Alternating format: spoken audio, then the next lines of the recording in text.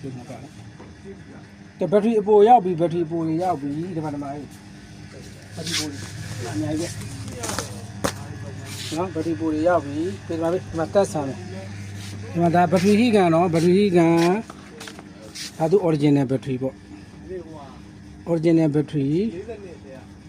original ဘက်ထရီကျတော့သူက percentage ကြည့်လို့ရတယ်ဟုတ်တယ်မ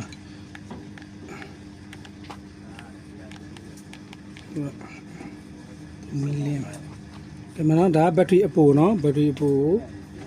သူက48 volt 21 volt ပဲသူက68တော့ရေးတယ်21ပဲ4.0AH ပေါ့နော်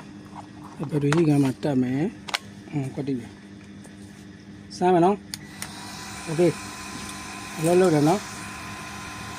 ဒါက low ဒါက high ရရနော်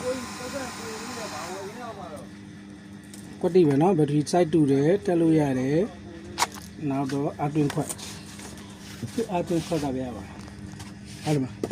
ဒါသူ original ပါတဲ့ athens ခွက်နော် escort တစ်စိတ်ပဲဒီကန်နဲ့တစ်စိတ်တူပဲနော် escort တစ်စိတ် athens ခွက်ကလည်းနော်တက်မယ်နော်ကလစ်ကြားကွတိပဲ athens စားမယ်လေလားဒါတော့အိမ်မှာဒါနဲ့စားလာပေါ့ဒီမှာမီလင်းကကြည့်ရနော်ကလစ်ဖွင့်မယ်နော်athens ခွက်လည်း okay တယ်ဒါဆိုအနီပြရင်အားသွင်းနေပြီသူကပြည့်သွားရင်တော့ဒီဘက်ကအစိမ်းလေးမှာရပြီနော်